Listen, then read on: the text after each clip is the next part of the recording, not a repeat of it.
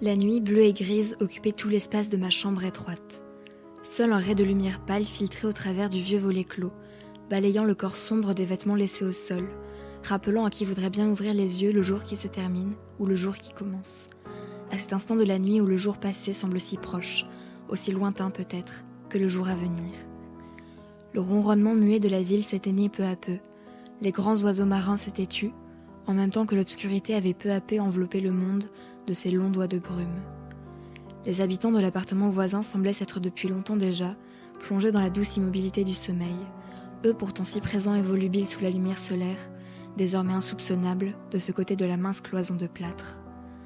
Avait-il jamais existé ? Seul dans l'immensité du lit, cette immensité bleue se confondant avec celle de la nuit, toute certitude avait quitté mon esprit. Comment, dans cette chambre noire, croire au perpétuel retour du jour ? Comment croire que l'astre éternel daignerait percer un matin de plus le plomb nocturne, comme mon propre être en avait perdu la force ?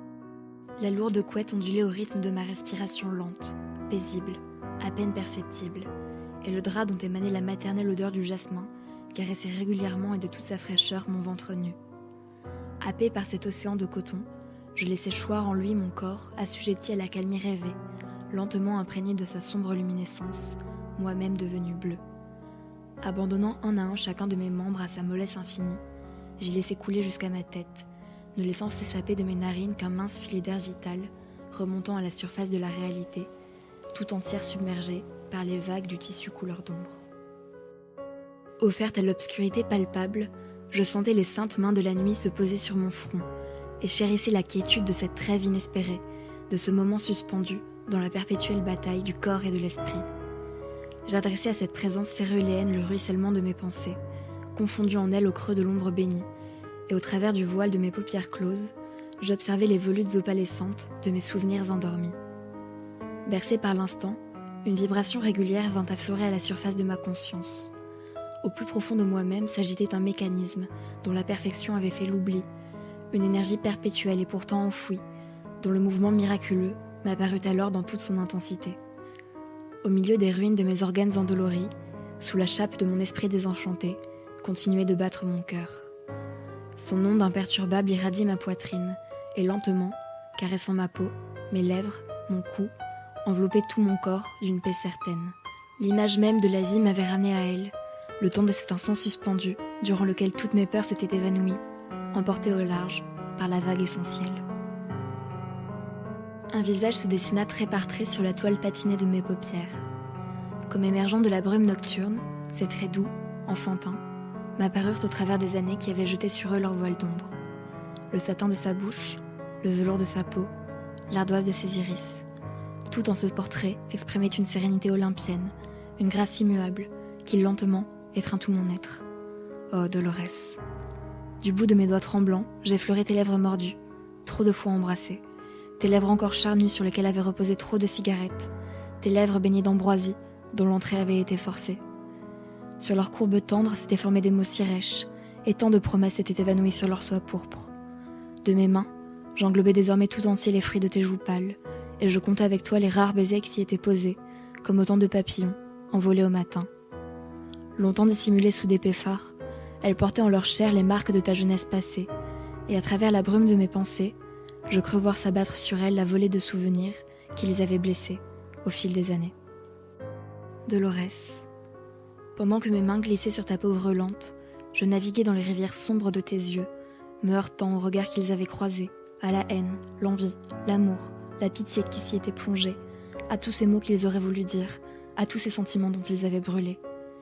Mes ongles ricochaient sur tes côtes saillantes, et l'espace d'un instant, je crus ressentir la fierté qu'elles avaient fait naître en toi. Les os acérés de tes hanches, ton dos et l'alignement de ses vertèbres, comme autant de bijoux à tes yeux, l'abîme de ton ventre où un jour avait germé la vie. Je t'embrassais tout entière, chérissant les minces lambeaux de chair sous la pulpe de mes doigts, ces reliques de ton enfance déchue, étincelantes sous ta peau d'ivoire. Infante chétive et merveilleuse au milieu de la voûte céleste, je me blottis sur ta poitrine décharnée, ressentant sur ma propre peau la brûlure des mains qui s'y étaient aventurées.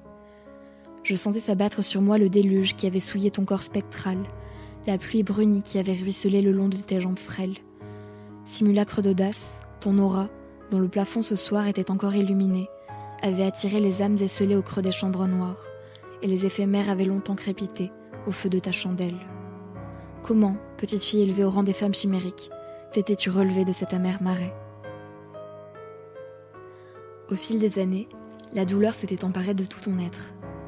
Ce que tu avais enfoui dans les ténèbres de ton esprit, ce que tu avais pris tant de soin à voiler, avait peu à peu pris possession de ton cœur meurtri. Le spectre de tes blessures passées avait posé sa griffe sur la fraîche jeune femme, à peine épanouie, que tu t'efforçais d'être, et au fil des jours, l'ombre silencieuse avait percé l'enveloppe de ta peau.